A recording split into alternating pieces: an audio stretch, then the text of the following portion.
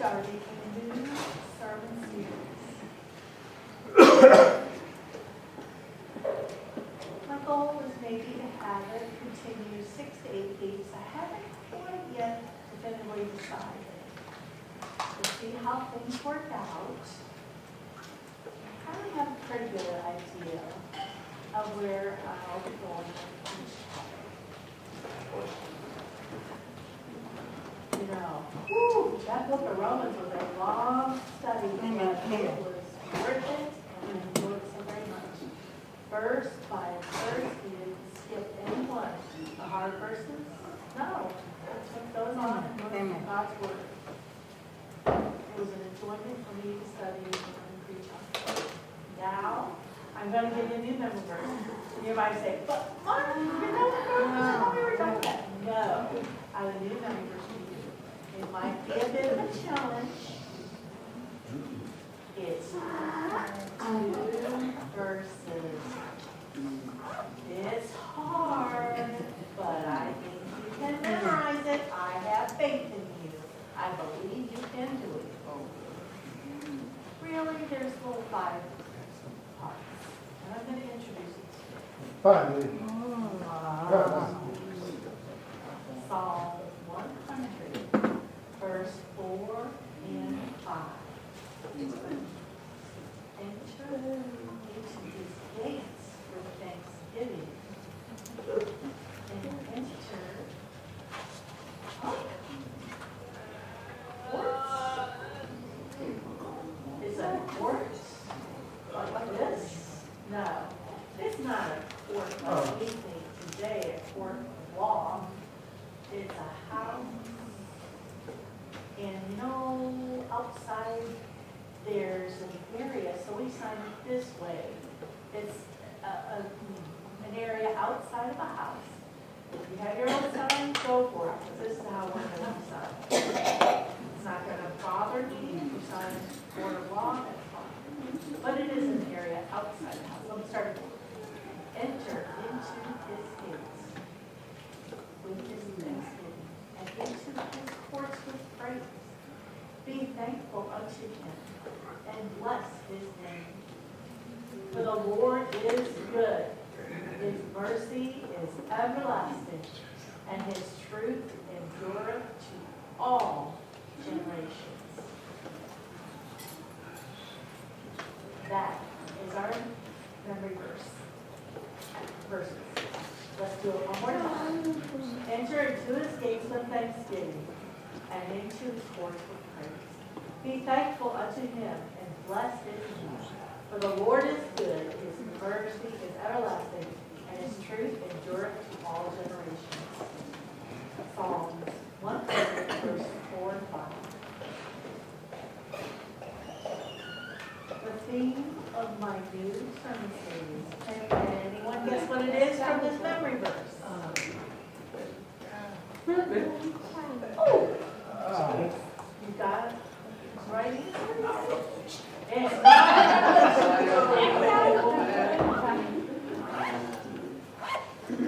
see one's got it. No, not that one. It's not Proverbs. I've seen the theme of the next several weeks is Thanksgiving.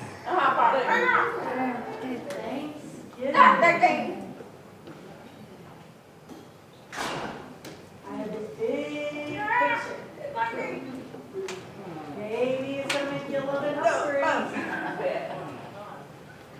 But I'm wondering, real quick, what is your favorite Thanksgiving food?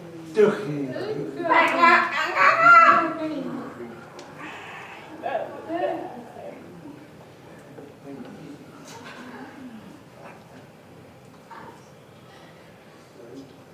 know what? Egg noodles? I never saw egg noodles for Thanksgiving. I moved to Kansas. We had family, and one, some grandmother made it for me. I said, okay, well, maybe you make it better. So bring me some and I'll taste yours. Pumpkin pie, Pecan pie. Oh yeah, brother, that's good.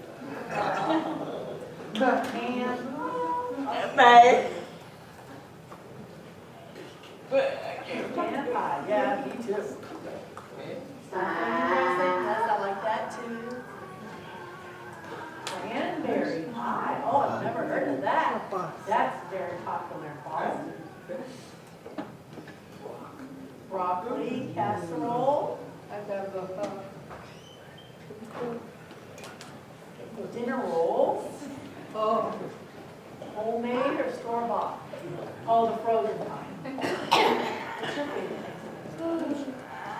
Yams.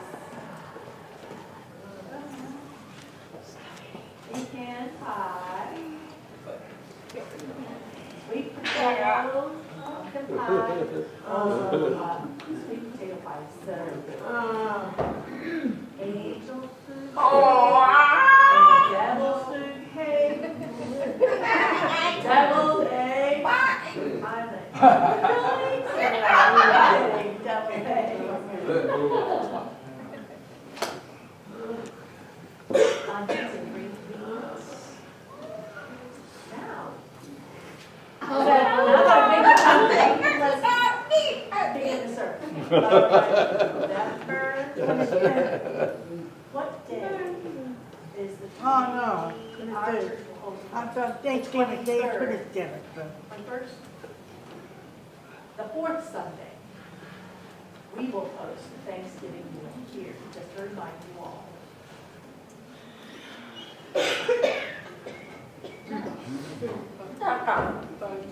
My theme is Thanksgiving for the next several weeks. You might be saying, Mark, you celebrate. But notice I've signed it two different ways. My sermon says Thanksgiving. Do sign this Thanksgiving down on the chest, that's a different sign. Same word, but a different meaning. So, you know the history. First Thanksgiving. The Indians and the Pilgrims.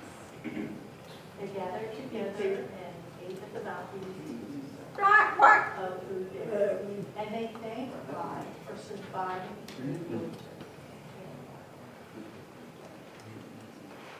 But my focus is going to be biblical passages of giving thanks. Giving thanks to God. And now I'm going to start with the very first beginning of the Bible, where Thanksgiving is established and recorded. The law of Thanksgiving.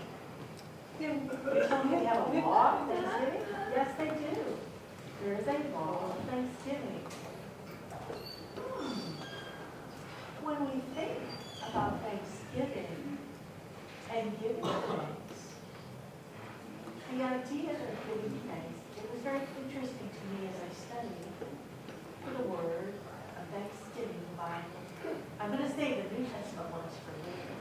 We're going to start with the Old Testament word for Thanksgiving. These two words, both are a little bit connected, but they look different. Toda and nada. It's almost the same word with the T changes for Y. But it's really a similar meaning with the word. It was interesting to me. Do you have any idea what that word means exactly? But really the word means what? So I delved into studying and I found out where it came from. It was very interesting. Nada literally means to use your hands. Use the hands. Especially to revere and worship. You extend your hands. Looks like blood. No,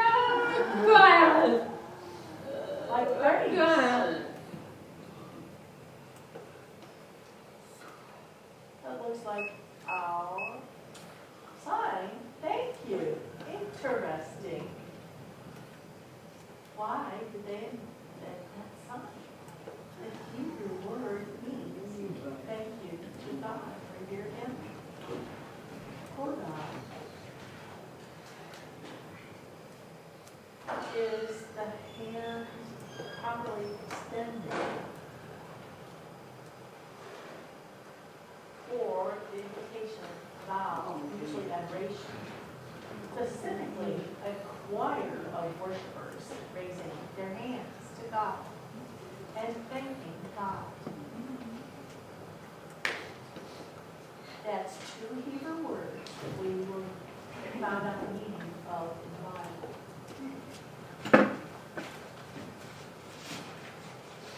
Now,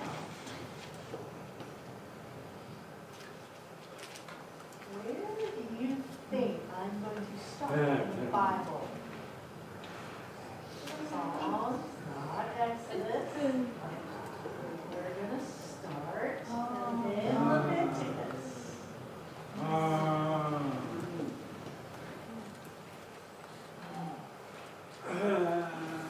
I see this sign for Leviticus, and that's what I'll be using. Now notice the name Levi in Leviticus.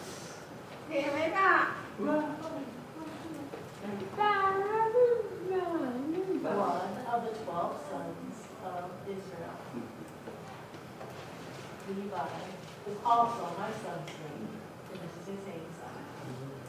Yesterday, he was 7. Levi, Leviticus, is the book of the Bible about the giving of laws for the Hebrew children of Israel. And specifically, Leviticus, we'll be looking at chapter 7. And the book of Leviticus describes many of the laws of sacrifice. Sacrifice for the animals and sacrifice of your own giving. How many kinds of sacrifices there are in the book of Leviticus? 7? Nope. 10? Nope. 100? Nope. 12? Nope. 5. There are 5 different kinds of sacrifices or offerings. We have the burnt offering, the grain offering, the peace offering, the sin offering, and the trespass offering. Maybe you're looking at this and going, that's very interesting. I want to learn more about that. But it's not my topic. Sorry, you'll have to study on your own. Or maybe we can put it later.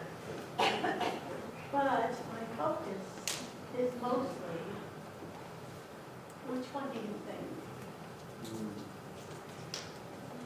I'm going to focus on the peace offering. With the peace offering, it comes with more expansion. And another kind of offering called the sacrifice of thanksgiving.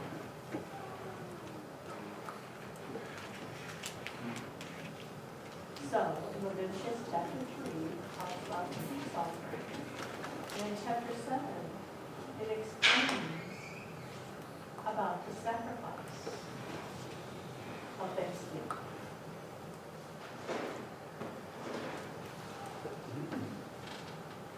I'll read a few verses. And say, okay. You might say, okay, it's the Bible, so what's the point? And I will explain it.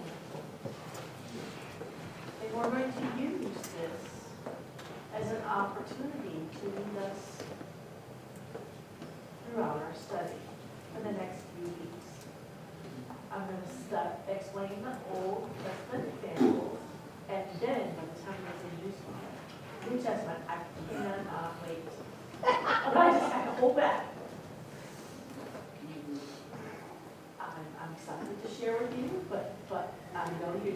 shocked, and your hair's gonna stand on end, but it really touched my heart studying this. Okay, make sure you're here the next few weeks so you can learn every little bit. I'm talking about the biblical law in Leviticus for the sacrifice signed this way, or sacrifice of thanksgiving. Why do I sign it this way? I'm going to talk about it first. Let's read this and then I'll discuss it more. Are there any doubts? No, it's very clear. This is the law. Is that clear or not? Obviously, this is the law. Various of sacrifice of peace offerings, which he shall offer unto the Lord. If he offers it for a thanksgiving, then he shall offer with the sacrifice of thanksgiving.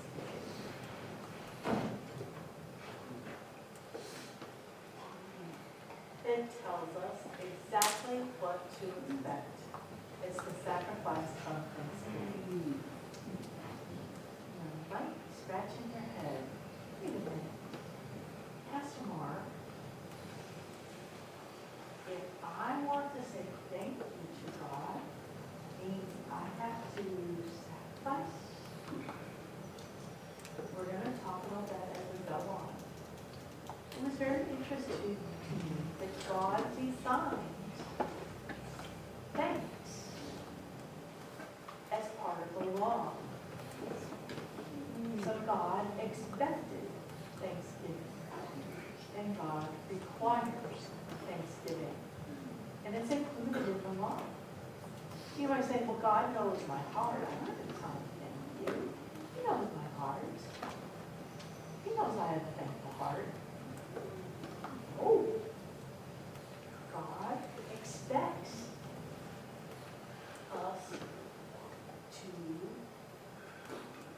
to have people looking at you and see the public offering of thanks. And it also includes sacrifice.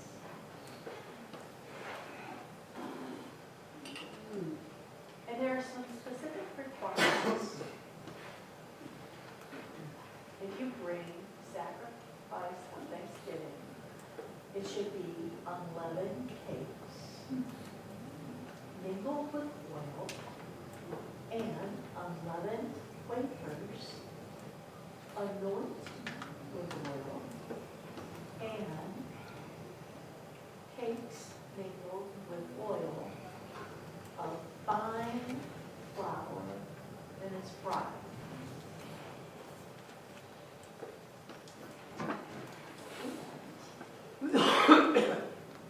Bring leavened bread with sacrifice.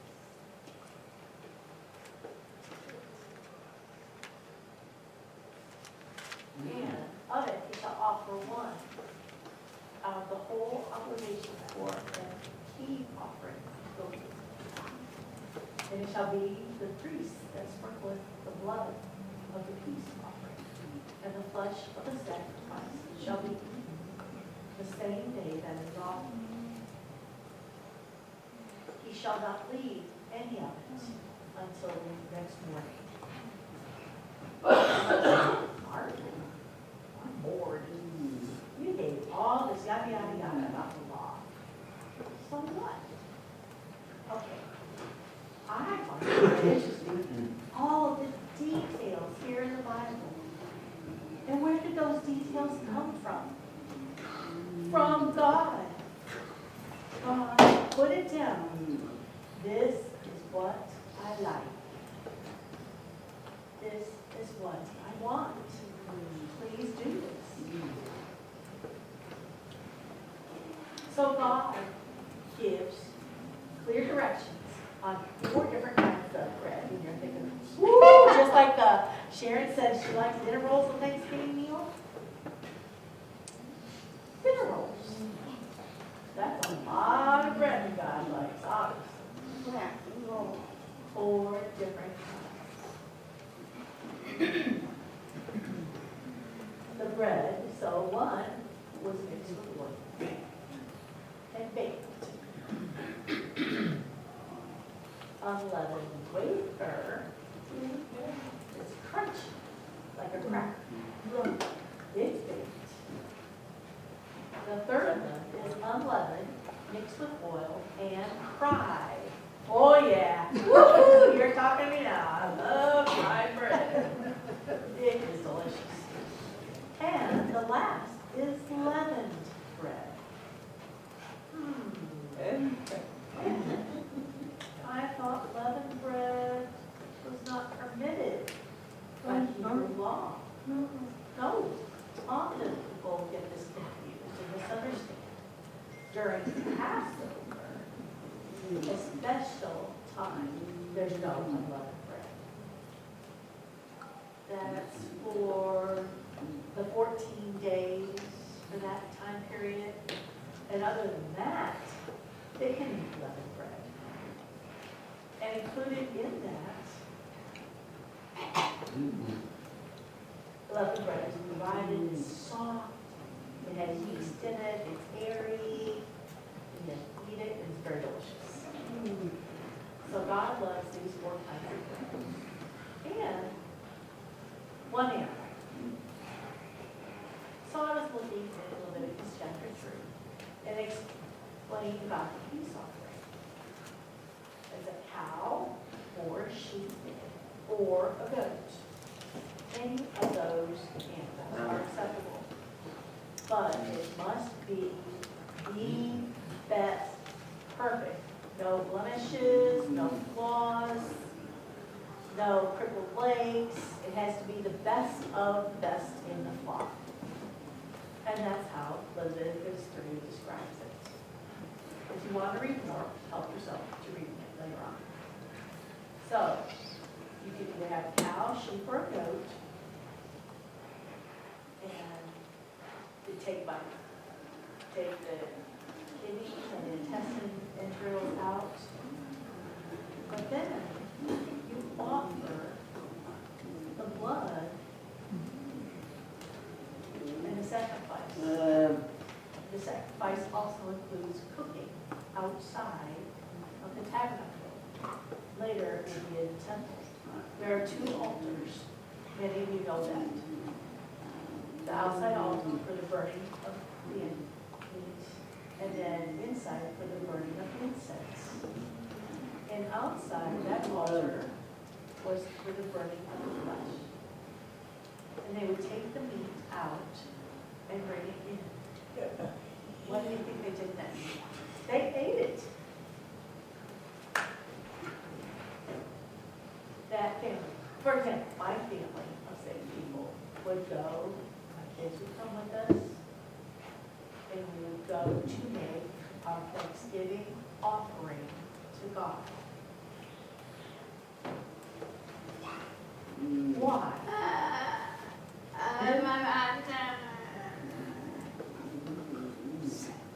Because we have sinned.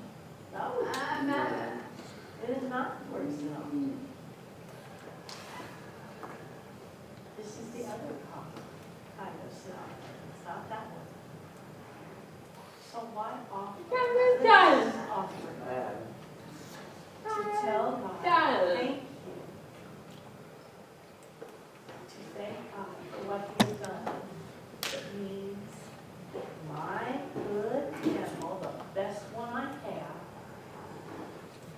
I have to go through the herd and find the absolute best. This one. Best of the best. And bring it to the tabernacle and have it killed.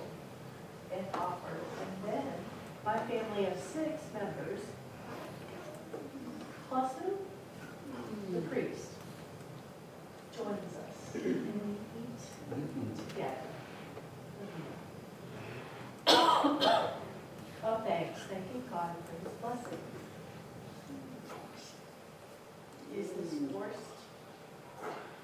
Is it required? Neither. Is it expected? Yes. When is it expected? When should have been said? And have a Thanksgiving offering. It doesn't tell us. It doesn't say do it every year, on a specific day, every day. It doesn't say that. When you feel led and you want to thank the Lord, do it then. That is interesting. There's more.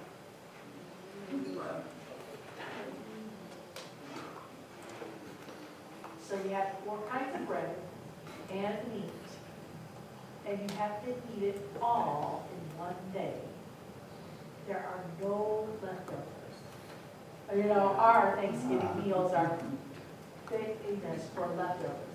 Leftover turkey, you make a sandwich, you have eggs leftover. Oh man, we love Thanksgiving leftovers for days, right? This part was against the law. With the Thanksgiving sacrifice, if you ate it the next day, it becomes a curse. And the third day, it will be awful. It will be punishment. It will be banished. Woo. This is serious. God is not playing around. One day, that's it. Why is God so strict and careful about this requirement? What is his interest? Because he expects exact things from Thanksgiving. Follow my rules. That is what I want. And that makes him pleased. He enjoys that. The food is not for the sacrifice. No, that's not the reason. Israel knew how to keep meat for several days. It didn't spoil. That was no problem. You know, bread would be good for a few days too as well. But this is a special event, a special Thanksgiving to God. So, it requires my time.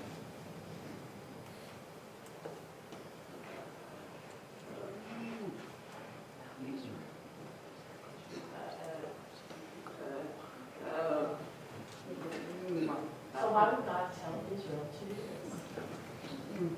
So now I will get to my application. So, I gave you the background so that you can understand about the sacrifice and prayer. But 3 things I would like you to consider and apply to your lives today.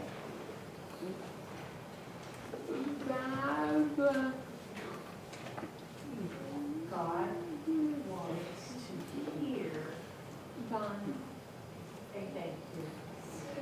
He wants to see your public thanks. Not just a thankful heart. Oh, thank you, Lord. I'm so thankful. Not just that. He wants a public thanks. You know, when a family brought that animal to the tabernacle, and they led, drugged, the sheep, struggling, but got it to the tabernacle. The people of Israel, they could see that and hear that. And they saw, oh, what is the animal for? Is it offering? Is it for trespass? Or are they saying a peace? Or what kind of offering? So they're going to wait and see and watch what the priest does and see how they run the sacrifice to know which kind of offering it will be. It is not hidden. It's not a private. No, it's just between God and I. No, that's it. No. There is private time with the Lord, that is important. Oh, yes, absolutely. But also, we need to have public thanksgiving to God. It is required, it's right. Oh, it feels awkward. I don't really know how to go about doing it. So we're going to talk about this as we go through the study. There are many verses that talk about Thanksgiving, and I will explain it as we go along. But for right now, I want you to think about public thanksgiving to God as our first thought. Second, it has to be voluntary. It's not forced. It's not planned at this time, this day. No. By your heart's desire. Now it's time. Come on, family. We've got the animal. Let's go. It's time to worship God. And we're going to give Him thanks.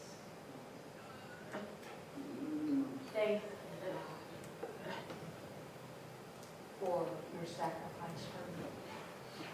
So that's the second point. And now our third. It is a sacrifice.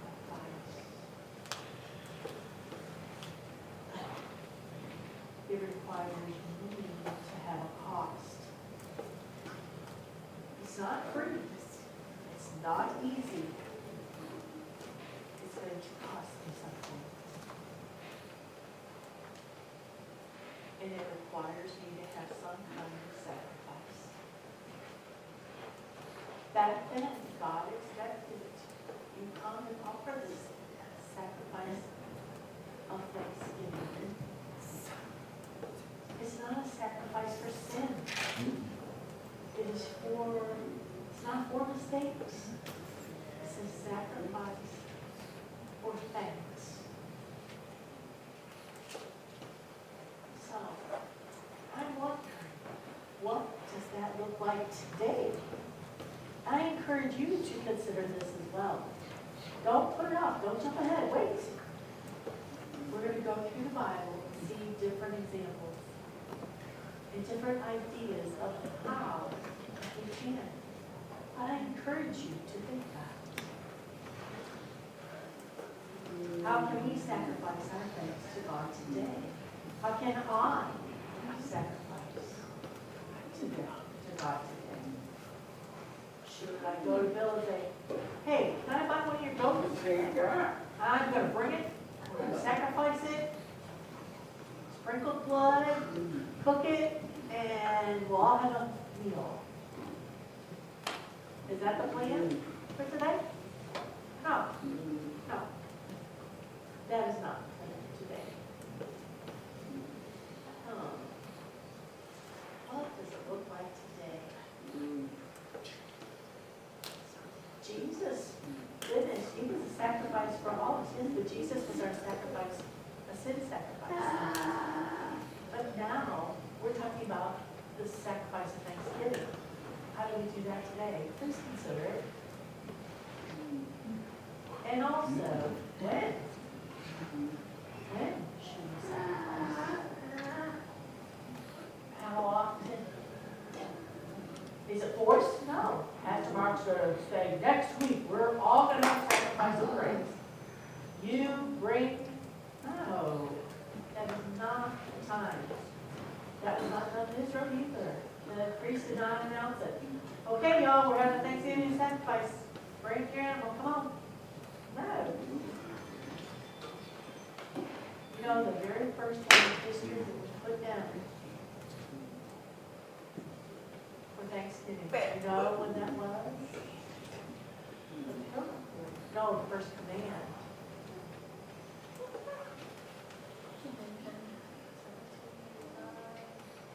George Washington did, and then they brought it down into law. I thought it was Washington. Maybe I remember right. I think Washington celebrated, but I thought Lincoln put it in the law. Okay, but my point is, hold on. it becomes a day before Thanksgiving Day, you know, we do that here in America. The fourth Thursday of the month. The Thursday after the fourth, I can't remember the exact details and rules, but that, and that becomes a habit. Oh yeah, Thanksgiving, you know, Thanksgiving holiday, turkey, and potatoes, green beans, pumpkin pie. Oh yeah, I'm right there with you for pecan pie. Sweet pecan pie, oh yeah, I love some sweet pecan. But that's Thanksgiving, that's it. One day, one and done. That's it. Is it wrong to celebrate? No. It's great. It's a good opportunity to celebrate. We'll talk more about that later. But also, I want you to understand God's plan. He never required that He wants you. He wants your heart to be led, to be thankful to the Lord for everything the Lord has done for you. Thank you, Lord, for blessing me. And I am sacrificing this to you. God will look down and touch his heart. And he'll thank you, his child. And he says, I like this. He likes it when we are thankful and we sacrifice, officially are thankful to him. Number one, we should be thankful to God. He expects it. Number two, it should be public. And it's not forced. It should be voluntary with a grateful, thankful heart. And third, it should include some sacrifice on your part. What? I want to know what that means. Don't worry. I will explain more as we go on. But for now, I encourage you also to memorize the verse, Psalm 100, verses 4 and 5. I encourage you to memorize it. I will be teaching and preaching on that verse for 1, possibly 2 weeks. So I hope you take the opportunity and memorize it. I'm going to close now with prayer. Father, I thank you for this passage in the Old Testament in Leviticus. I know I don't typically preach from the Old Testament about the laws.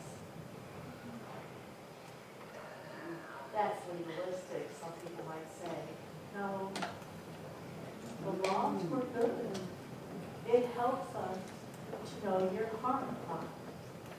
The law shows us what you like, what pleases you.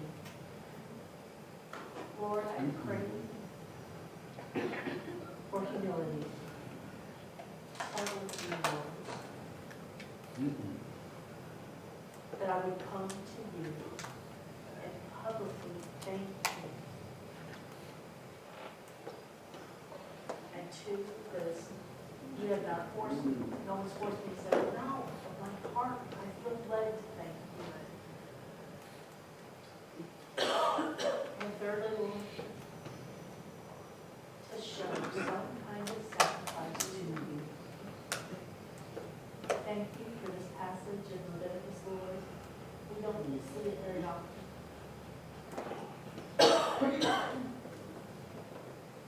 And we don't see it talked about very often to us. It's mentioned here and there. It's mostly quiet. But Lord, it bothers me sometimes. I wonder if Israel overlooked it.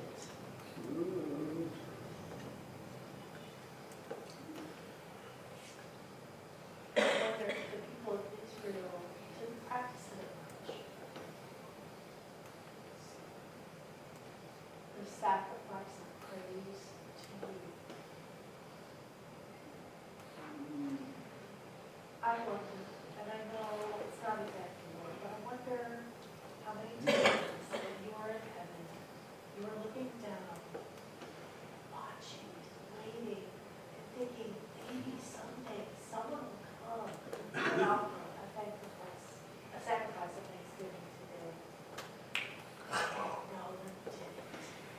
And the next day, you look down the Father and the Father.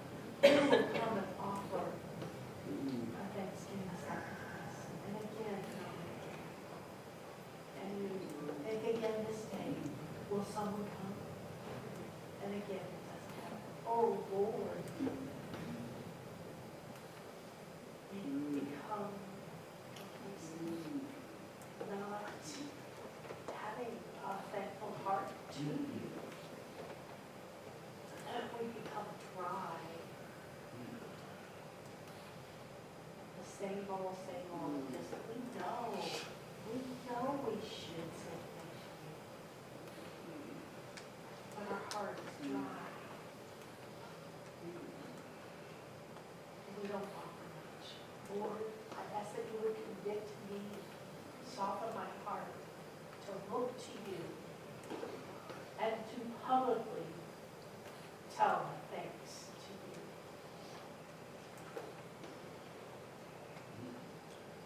Thank you, Lord, for saving my soul. Thank you, Lord, for making me whole. Thank you, Lord, for giving me your riches of salvation that is so rich and free.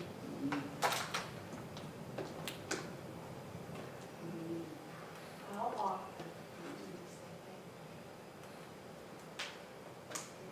Oh Lord, I ask for your word, even though it's in the Old Testament of Leviticus, that it will speak to and touch our hearts today.